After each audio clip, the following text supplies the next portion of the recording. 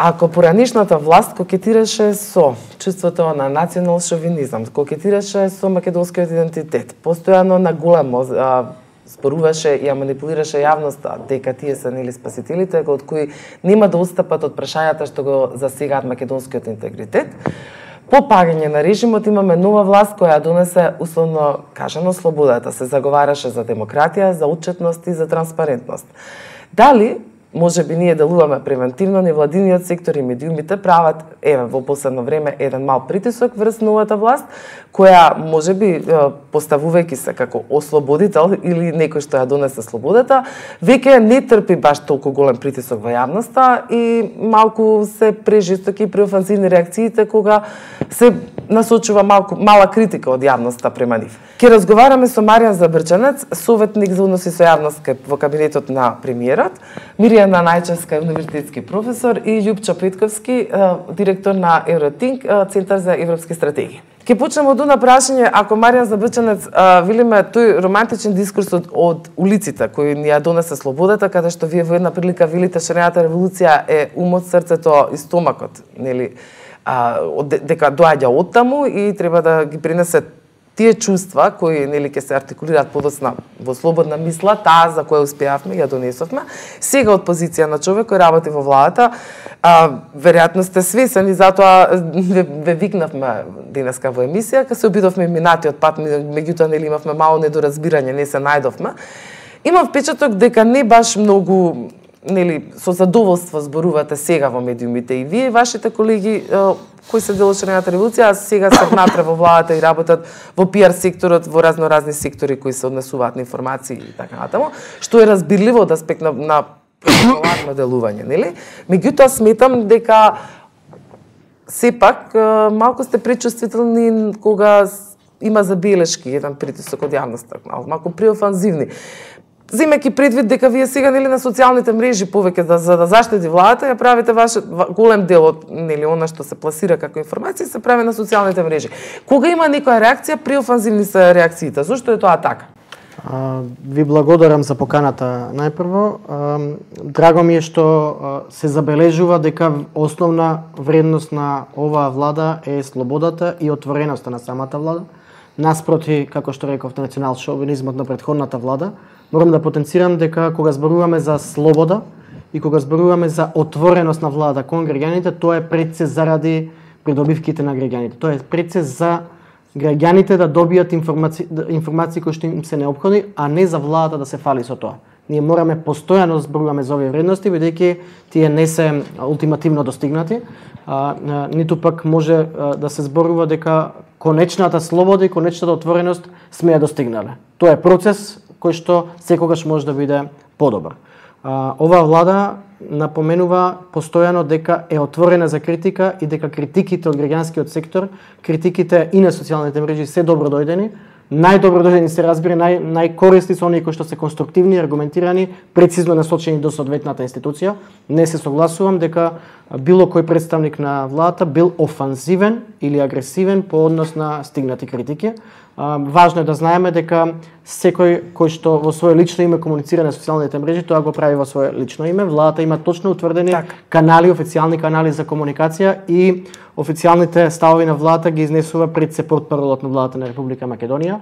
И релевантно е дали некој има задоволство лично или нема задоволство да гостува во медиуми. Тоа што јас сум изнесувал ставови на граѓански сектор во минатото било во таа фаза. Сега сум професионално ангажиран во владата и можам да зборувам исклучиво во медиуми кога зборувам, се разбира дека тоа може да биде исклучиво во име на владата, како што сум и тука. Добре, само да разјасниме, значи Најчевска, вие неодамна го изнесовте вашиот став за нели точно под ова прашање, дали придобивките на шарената револуција, поточно овие сега како што велиме луѓе кои учествувале во шарената револуција, а сега се ангажирани како владини службеници во институции или во влада, ги задоволуваат на некој оптимум, нели, критериумите според тоа што очекувавме сите ние, нели, пореки се за падот на режимот. Значи, тука станува збор за различен вид на ангажирање на луѓе кои што биле дел од шарената револуција.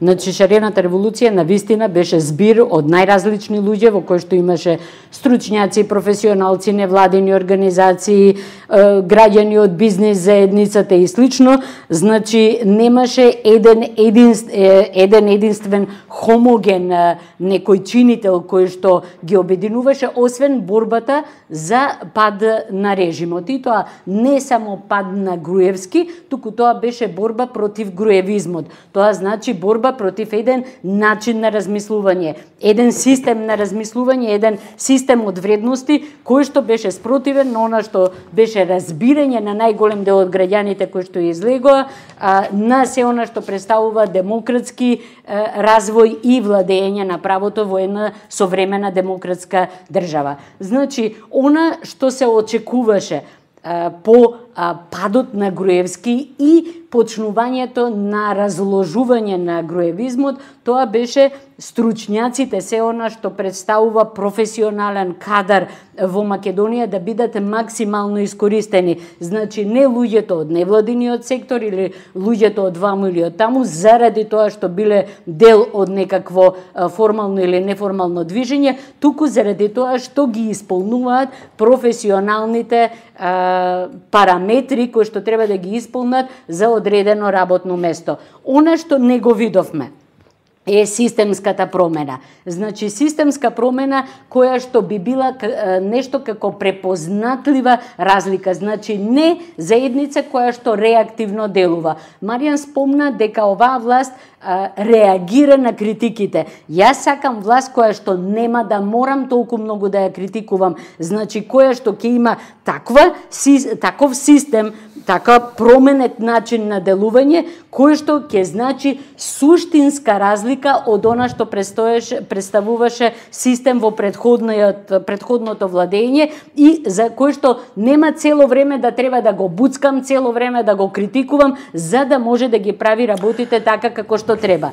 И постои уште една група на луѓе кои што дојдоа од шарената револуција и кои што влегоа во парламентот, тука се разликува. Тие луѓе влегоа во парламентот заради тоа што беа дел од шарената револуција. И тие треба да бидат онаа спона во меѓу граѓаните и меѓу законодавната власт, која што ќе биде искористена како лоби структура, како лоби група, преку која што граѓаните ќе можат многу полесно да влијаат на власта, меѓутоа и кои што ќе ги пренесуваат сите оние изградени вредности кои што на овој или оној начин секоја владеачка структура се обидува да ги избегне кога станува збор за владењето и структурирањето на закони. Меѓутоа Забрчанец вели дека тука веќе таа спона ја нема, дека тоа што е неговото работно место, конкретно неговото или неговите колеги, тоа е веќе друга приказна. Значи претениците не се исто што и луѓе кои што влегле во администрацијата. Значи претениците се представници на одредена структура. Тие претеници беа избрани не заради тоа што се дел од СДСМ, не заради тоа што се дел од некоја друга политичка партија, туку граѓаните гласаа за нив токму заради тоа што беа истакнати представници на она што представуваше движење наречено шарена револуција. И од нив имаме поинакви очекувања отколку од оние луѓе кои што се моментално вработени во владеачките државните структури. Ако смеам само кратко на истата тема, рековте дека споната ја нема, таква спона и не треба да има, бидејќи кога јас би се застапувал само за интересите на организациите со кои што сум соработувал и во кои што сум ги застапувал предходно, тогаш би бил пристрасен. Моја задача е како службеник, како вработен во владата, да обезбедам секоја граѓанска организација и најче и љупче, меѓутоа и секој друг кој што има став и сака да критикува, да обезбедам канал таа критика да биде обезбедена, да биде чуена и да се постапува по неја, без при тоа да навлегуваме директно. Така е, без при тоа да ги застапувам своите лични ставови или пак ставовите на организациите со кои што претходно сум соработувал. Мора да се обезбеди непристрасност кон целокупното граѓанско општество. Така, вие велите дека вие сакате власт на која нема да има потреба од толку големо критизирство и притисок постојан во континуитет. Љупче Петковски, значи ние имаме опозицијата во моментов кога уште нели се консолидира, постојано имаме некакви неаргументирани критики, некои од нив почнуваат да стануваат аргументирани, меѓутоа нели како повикана како таква за да биде вистинска конструктивна опозиција која ќе биде коректив на власта, уште не ја гледаме како таква. Невладиниот сектор дали е сега исто така во позиција, бидејќи голем дел од нели луѓето со кои беа заедно на улица сега се во власта, значи што се случува, кој ќе биде критизиран, како вие гледате на ова прашање? Критичар мислите? Критичар, да. Да, па ја мислам дека невладиниот сектор е критичар. Една работа е што нели потрошивме многу години во таа тактичка коалиција и со партиите, нели, да се бутне Груевски груевизмот. Така. После тоа таа коалиција нормално се растури, секој иде на своја страна. И мајки го на ум искуството од други држави, за мене беше очекувано дека некако граѓанскиот сектор, и кога велам граѓанскиот сектор, тука мислам на невладините, ќе се соочат со некаква така да наречам криза на идентитет, затоа што кога нели после толку голема инвестираност во таа битка, нели кога бевме обединети од еден непријател заеднички, кога тој пријател ќе го снема, тоа е некоја аксиома во политиката, многу е потешко нели да си ја најдеме улогата. Меѓутоа мислам дека тоа време помина. Граѓанските организации се многу гласни. За сите законски решенија што не се согласуваат, учествуваат нели во консултации, даваат своји мислења и така натаму. Во одбрана нивна можеби не се толку видливи затоа што во целава држава знаеме кои прашања се видливи во моментот. Се бавиме со оние најкрупни прашања, дали името ќе се реши, дали ќе се реши презимето, дали ќе се отворат преговори, дали ќе влеземе во НАТО, и некако политиката тоа го поклопува, што е нормално. Но она што е лек, значи мислам дека граѓанскиот сектор, невладините не се заслабнати од одливот, нели, од фактот што луѓе отидоа во влада, не се заслабнати, имаме капацитет. И мислам дека најдобар лек, нели, за тоа да останеме коректив е доследноста. Тоа што сме го правеле да продолжиме да го правиме. Она што е проблем е, мислам, значи како што граѓанскиот сектор се соочувал со некаква криза на идентитет, со иста криза по некоја инерција можеби се соочувале и луѓето што отишле во влада. Значи тешко луѓето, тоа е човечка особина, ги менуваат, да кажеме, улогите. Она на кој се инсистираат меѓу другото е дали поточните критериуми на професионалност според кои голем дел нели овие работни места на луѓето од невладиниот сектор и шарената револуција, представници на шарената револуција се артикулирани во институции во влада, дали беа избирани по пат на конкурс, значи по кој критериум се избира она за кое вие во една прилика 2015-та година зборувате, сите граѓани имаат право на секое работно место. Така, тоа е по устав. Моето работно место беше огласено на конкурс и на кој што аплицирав, а при тоа треба да знаете дека премиерот има право да си го составува својот кабинет. Морам да потенцирам дека луѓето за кои што зборувате, предпоставувам, тоа се оние кои што беа ангажирани од новата влада за конкретни задачи, не се таму во улога на представници на граѓански организации, граѓански сектор или шарена револуција. Граѓанскиот сектор ниту е дел од власта, ниту номинирал своји представници, ниту пак шарената револуција номинирала своји представници во власта. Не постоеше некој однапред некаков договор за Не.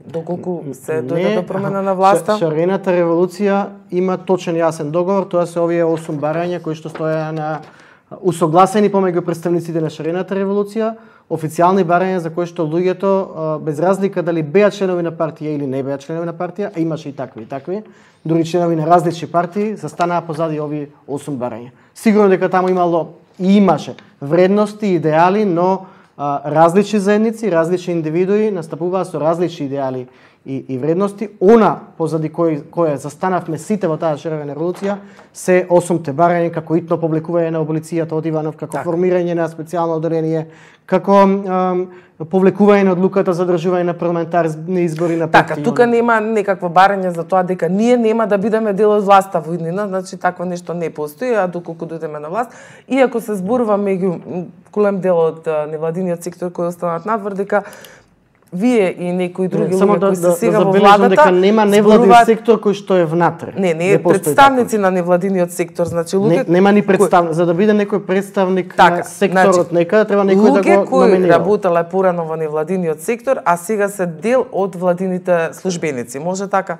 Да, ја конкретно сум работел и во невладен и во бизнис сектор. Да, забележуваат дека кога нели се случуваше тој романтичен дискурс на улица, дека сте голем дел од вас велеле, па дури вие, дека никако нема ние да бидеме дел од власта, од политиката внатре, значи и што ние се бориме да смениме нели да падне груевизмот, да го смениме режимот, да го бутнеме и ние ќе продолжиме да делуваме како граѓански активисти. Доста време се потроши на тоа, околу тоа кој има право врз наследството, нели, на шарената револуција, затоа што шарената револуција не беше само движење, не беше само конкретни луѓе што некако излегоа да бидат видливи, па случајно се погоди највидливите од шарената револуција да отидат нели да преминат во влада, туку шарената револуција треба да представува промена на парадигмата на владење, парадигмата на тоа како граѓаните се Ке мора да се вратиме на прашањето кое го ставивме. Да, само дозволете, само ќе ми дозволите уште малце.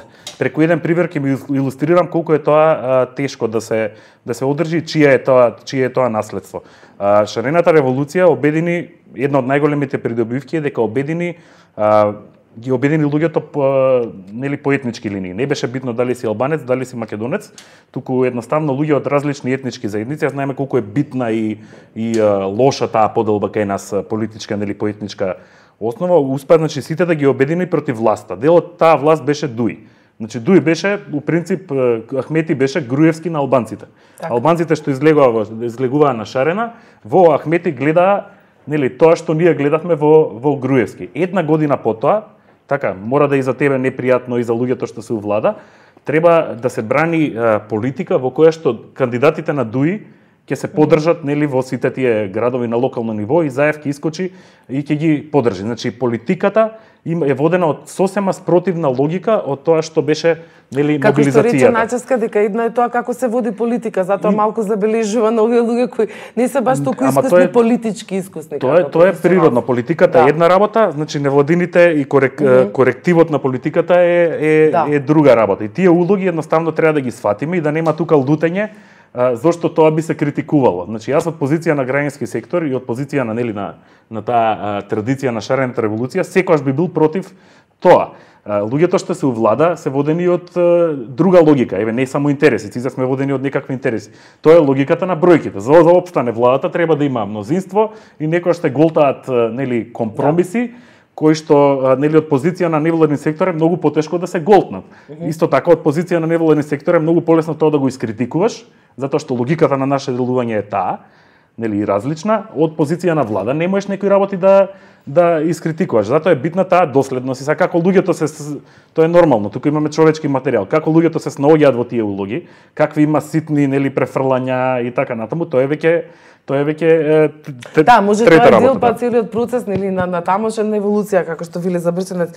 Значи ве оставивме кај прашањето зошто нели дали тие што велат дел од вашите соборци во шарената револуција, значи пред да влезете во влада, дека често додека се случувале битките и се заговарало условно се бараше нели механизам според кој ќе успее да се сруши режимот, често сте спомнувале дека се тоа ваши зборови, дека вие нема да бидете дел од власта, дури и сите останати, дека не е добро кога ќе се промени власта да влезат и да бидат дел нели од административните политички структури внатре. Она што јасно сум го истакнувал и денес можам да повторам дека во тоа време кога се дружуваа силите за промена на власта, за промена на вредностите во општеството, мојот став беше дека не треба да се дозволи представниците на протестното движење, на граѓанските организации да бидат шмукани од политичките партии, со јасен став дека политичките партии и граѓанските движења, формални и неформални, дека треба да се соработуваат заради заедничка повисока цел, меѓутоа не партија да ги шмокува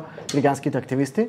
Ова се мои зборови од координативни состаноци, добро е тие кои што ве брифирале целосно да ве информираат пред шарената револуција, дека тоа е така се покаже за време на шарената револуција. Шарената револуција беше надпартиско движење кое што обедини партиски, непартиски сили, движења, структури.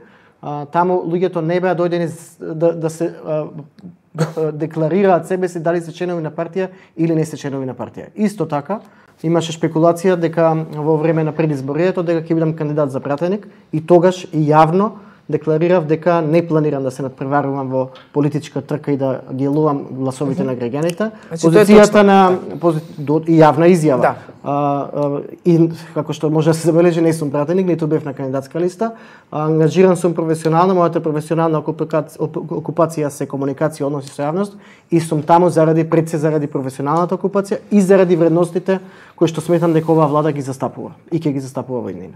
Така, најческа вие рековте дека не ви се чини дека тоа изборот и критериумите според кои е направена и професионалноста многу соодветствува на тоа што ние очекувавме, ако добро ве разбрав. Дали имаме доволно професионален кадар? Да, станува збор за две прашања. Имавме прашање кога ВМРО имаше именувано, значи прво работно место на известни луѓе беше министар, значи без никаков минат труд и така натаму. Ние тоа не го сакаме, никогаш повеќе, нели? Она што го спомнав и пред малку, значи се очекуваше и се уште се очекува системска промена. Системската промена значи искористување на целокупниот интелектуален капацитет кој што постои во државата, професионален капацитет кој што постои во државата, меѓутоа пред се на оние професионалци кои што застапуваат и одредени принципи. Значи, сигурна сум дека меѓу сите оние кои што излегуваа со месеци и месеци во рамките на шарената револуција, има и вакви и такви професионалци кои што ги исполнуваат највисоките можни критериуми, нема потреба во рамките на она што представува владино структурирање толку многу луѓе од невладиниот сектор да бидат земени, а да се занемари се она што представува професионален претходен ангажман и познавање на одредена работа. Меѓутоа, тоа е само едниот елемент. Другиот елемент во целата работа е токму отсуството на системската промена. Она што Маријан го кажа, дека не може да биде субјективен во однос на одредени невладени организации, одредени здруженија на граѓани, одредени личности и слично. Токму тоа е проблемот. Значи, ние од луѓето кои што влегоа во власта, кои што беа дел од она што представуваше шарена револуција, очекувавме и очекуваме почитување на принципите. Значи, тие се тие кои што треба да инсистираат на принципите во политиката. Значи, досегашните политички делувања, досегашното градење на државата во Република Македонија е крајно непринципиелно. Значи, се оди не на политичко делување, туку на политиканско делување. И секоја структура која што ќе дојде на власт, одеднаш ги заборава принципите, го заборава владењето на правото, ги заборава критериумите и правилата и процедурите и го внесува партискиот елемент во делувањето на целокупната државна структура. Она што ние го очекувавме и се уште го очекуваме е принципиелна рамка. Оние принципи кои што значеа црвени граници во борбата против груевизмот. Значи, не симнување на груевскиот власт, туку деконструирање на груевизмот како систем на размислување. Тоа може да се направи само доколку се држиме стрикно до одредени однапред поставени вредности. Тие вредности јас не ги гледам моментално во владењето на оваа владеачка структура. Црвените линии, каде се за вас црвените линии во оној миг кога би имале сериозен или партиски Јас се согласувам со Најчевска дека неопходна е системска промена, меѓутоа имајте во предвид дека кога имате 11 години заробена држава, односно заробени институции, не можете да увезете системот надвор. Вредностната промена е обезбедена, ќе аргументирам зошто сметам дека црвените линии и денес се црвени линии, а системската промена мора да се обезбедува во тек. Системската промена е во тек и ќе биде интензивирана, меѓутоа невозможно е да увезете, да воведете во првите 6 месеци системот надвор во институции во кои што сте немале пристап 11 години. По однос на вредностите црвени линии или она што било зацртана вредност, можам да потврдам дека и понатаму е вредност на владата и интензивно се преземаат активности за обезбедување на тие вредности. Еве ќе потсетам што сме зборувале 2015 година кога сме лансирале коалицијата Граѓаните за Македонија. Тоа е таа надпартиска коалиција која што го организираше 17 мај и целото протестно движење пред шарената револуција. Јас сум рекол на пресконференцијата за лансирање на оваа коалиција дека ја повикуваме владата да се коригира и бидејќи таа не се коригира, сакаме таа влада да си оди. И дека се залагаме за власт која ќе слуша и која ќе се коригира. Дали ние денес имаме власт која слуша, прима критика и се коригира? Добро. Друг соборец рекол дека поради ширењето на културата на насилство, уништениот град, националистичкото лудило, насилството од полицијата, протестираме и бараме промена. Јас мислам дека денес имаме власт која што не спроведува полициско насилство, која што не шири национализам, која што не го уништува градот, напротив действува спротивно на овие вредности. Друг соборец рекол дека институциите и медиумите се киднапирани, дека е неопходно да се создадат услови за фер и демократски избори. Јас мислам дека институциите денес не се киднапирани, најмалку медиумите се киднапирани и дека беа создадени услови, минимум услови за фер и демократски избори, на кои што граѓаните можат да го искажат своето мислење. Четврт соборец рекол дека таа власт действува репресивно, насилно ги задушува слободата на граѓаните. Дали слободата на граѓаните денес е задушена? Мислам дека треба да зборуваме за овие вредности, бидејќи овие кои сега се чувствуваат веќе како некои придобивки, значи меѓутоа најческа не зборуваше за тоа, зборуваше за мора да зборуваме и за ова, бидејќи ова е прогласот не се согласувам дека било која од овие придобивки е остварена. Најголем дел од нив не се ни на минимално ниво остварени, а голем дел воопшто не се остварени. Можеме да одиме една по една? Извинете, ќе мораме Љупче да го вклучиме со свој коментар за ова. Овие придобивки што ги наброја за Брчанец, дали вие сметате дека тоа е така, дека овие придобивки сега ги имаме? Апсолутно не, како атмосфера. Значи пак повторно кокетираме со информација. Значи единствена моето чувство е дека најголема придобивка од овие 8-9 месеци од промената на власта е фактот што луѓето можат послободно да говорат. Таа атмосфера на страв некако е разнишена, инаку на оперативно ниво, во односно така како се спремаат законите, во односно тоа кои се вредностите на администрацијата, во односно тоа кои се вредностите на луѓето, во односно тоа како за тоа што сме се борели, како гледаме дека течат работите сега, апсолутно има многу простор за системски промени. За системски промени кои веројатно ќе бараат и време и меѓутоа јас апсолутно ја разбирам фрустрацијата и на луѓето што учествуваа во целата таа работа на буткање на Груевски, нивните очекувања да се побрзо да течат промените. Сега во моментов да сме реални, се е ставено на решавање на тие крупни надворешно политички прашања што треба да одблокираат да се занимава надворешната политика. Тоа што владата апсолутно треба да се критикува затоа што све стави на таа карта. И сите овие прашања што се подеднакво битни. Тие прашања се тичат секојдневно, другото си секој повторно се зборуваме за професионално, секој министерство нека си ја брка својата работа. Значи некои основни работи кои што баравме да се променат не се променети. Например, донесување на закони по скратена постапка без јавна расправа, без соодветно учество на јавноста, се уште стои. Институциите не се променети, посебно клучните институции кои што би требало да представуваат контролни механизми на власта, например Комисијата за борба со корупцијата воопшто не е променета и се уште ни изиграва тука некој лажен коректив. Потоа, внесувањето на структурите од претходното владење, посебно суди, председатели на врховни суди, јавни обвинители и слично, кои што не само што молчеа, туку беа дел од она што представува поддршка и продуцирање на корупцијата, одеднаш на голема врата влегуваат во владеачкото структурирање, односно во се она што представува наводно реформа и промена на власта. Структури кои што беа познати само на локално ниво заради тоа што учествувале во партиското лепење на плакати и слично, одеднаш се наоѓаат на високи позиции во институции како што е Бирото за развој на образование и слично, кои што би требало да бидат извор на се она што представува суштинска реформа. Значи не се работи тука за мали работи, туку се работи за многу суштински грешки кои што не само што создаваат перцепција, туку на вистина го руинираат сето она за што ние излеговме на улица.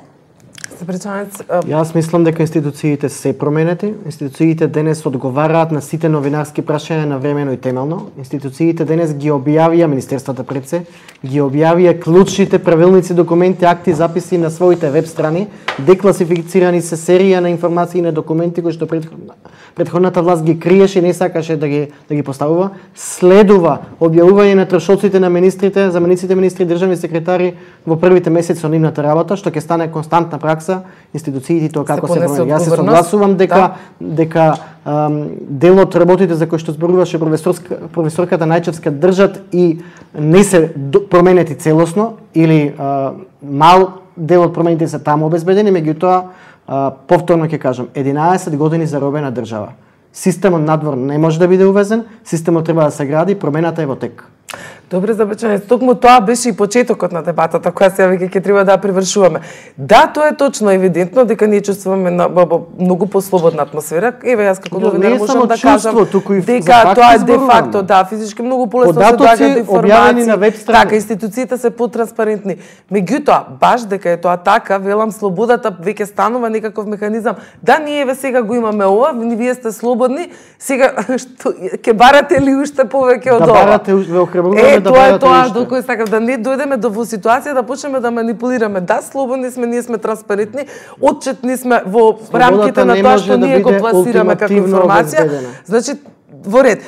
Има впечаток, најчесто тоа што вели дека тие суштински реформи внатре треба да се прават, меѓу другото се забележува дека постои еден евидентен, како да кажеме, страв дека ќе добие власта етикета ако некаде некои промени ги прави така да речеме понагло и порадикално, дека ќе биде протокувана како нели радикална, па калкулира да кажеме со прочистување на некои кадри, па потоа со поместување на некои кадри кои се многу важни во челни функции, како што рече Најчевска. Им се чувствува малку една, како да речем, еден како страф од власта да не дојде, да не биде етикетирана дека таа се однесува реваншистички сега кон поранешната власт. И незините кадри, таму каде што ние знаеме дека станува збор за или личности кои се компрометирале, кои биле наместо да вршат својата професионална задача, нели ги заговарале политиките на режимот, меѓутоа тие остануваат за да некој да не рече сега види овие се реваншираат. Протестувањето на реваншизмот не е од страф, туку тоа е вредносна позиција на оваа власт и тоа е промената која што сакавме. Дури ако се кочат реваншизми, особено без реваншизми на политичко-партиска основа, па и на други основи. Ама дали по секоја цена? Ако видиме ние дека се укаже дека таму тој кадар каде што е донесен, значи бил, не знам, несоодветно образование во прашање, несоодветна работа. Значи не е реваншизам, доколку имаме правила, процедури и критериуми според кои што можеме да видиме како дошол некој, со кои квалификации и што правил на местото на кое што дошол. Не е реваншизам ако го смениме човекот кој што Божем преговара за името во Њујорк. Значи не, туку е тоа нормално, логичко постапување на некој кој што има специјален партиски кадар, испратен на одредено место со многу јасна цел, која што во моментов не може и не смее да биде иста таква цел како целта на оваа владеачка структура. Не е реваншизам ако се вратат амбасадори од страна кои што пропагираат против Македонија, кои што на несоодветен начин ја вршат работата. Не е реваншизам ако се дадат правила, процедури и критериуми врз основа на кои што ќе бидат симнати од високи раководни функции, одредени структури, од кои што ќе бидат отпуштени одредени луѓе и слично. Значи, она што го нема е правила, процедури и критериуми кои што ќе ја гарантираат објективноста на оваа власт. Се уште имаме само партиско-политичко делување.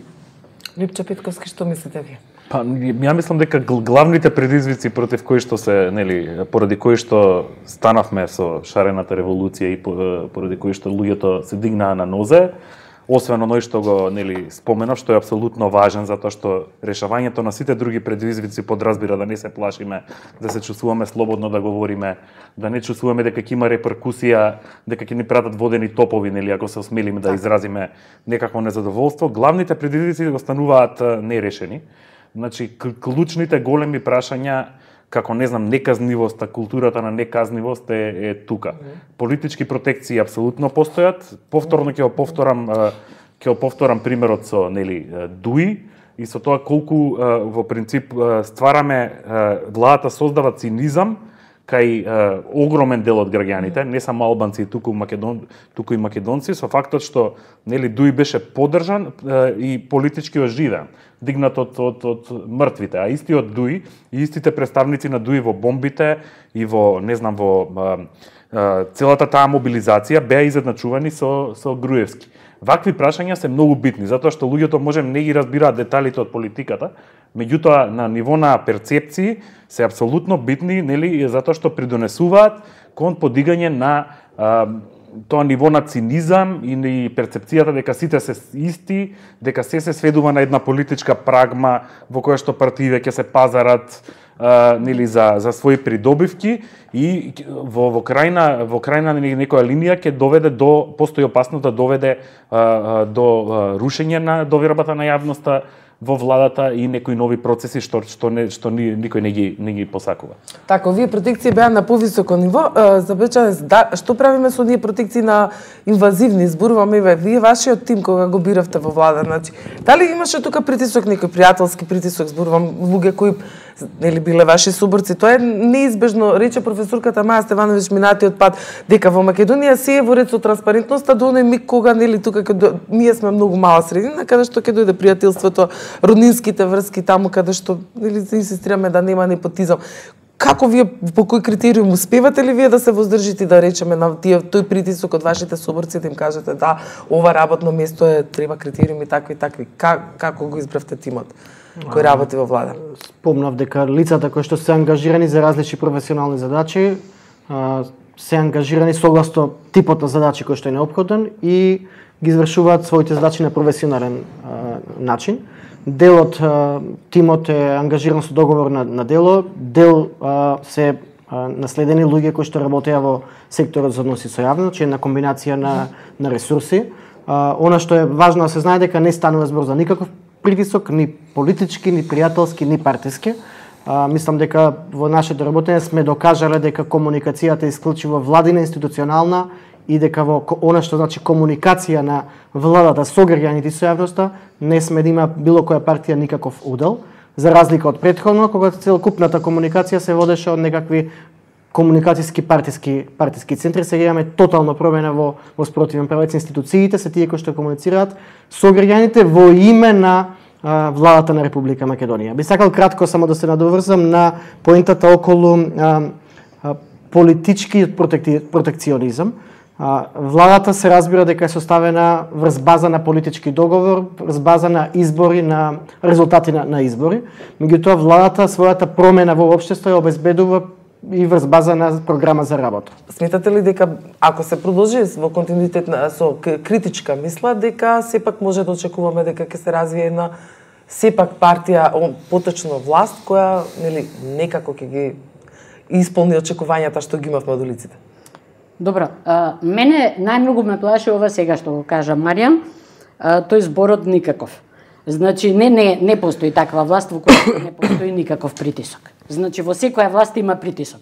И семеен, и роднински, и пријателски, и бизнис притисок. Значи, прашањето е само дали се воспоставуваат одредени механизми со кои што се трудиме да го намалиме тој притисок, да го минимизираме тој притисок, на некаков начин да не го направиме доминантен и слично, иначе секогаш постои. Мислам, постои и никој не може да ме увери и најсериозно тоа е, мислам, илузија која што им се... не би го нарекол тоа притисок.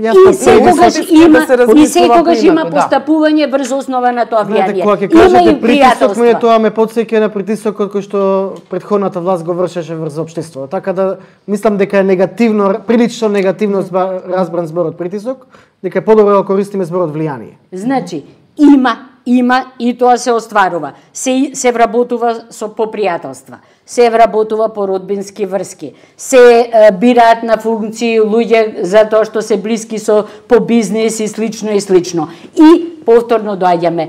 Да, многу важен елемент е притисокот кој што се врши од страна на јавноста. Многу важен елемент е критиката и сето тоа. Меѓутоа, она што единствено според мене може да ја извлече Македонија од овој бескрајен затворен круг на партиско влијание е ригидно поставување на правила, процедури и критериуми и ригидно почитување на истите. Заради тоа што само на тој начин можеме да создадиме здрави темели врз основа на кој што потоа ќе градиме, ќе има и политички договарања, преговарања, делење на колачи слично, меѓутоа нема при секоја промена на власта да имаме такви тектонски пореметувања кои што оневозможуваат државата и понатаму да се развие. Компаративното искуство во другиве држави што поминале низ нешто слично, низ што пројдовме ние во последните неколку години, велат дека генерално интересот, нели, за поддршка на невладиниот сектор се намалува кога странците ќе сватат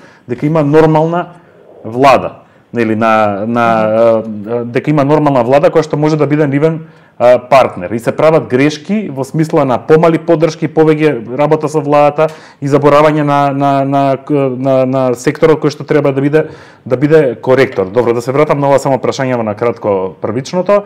Значи постои отрезнување. Мојот впечаток е дека постои отрезнување.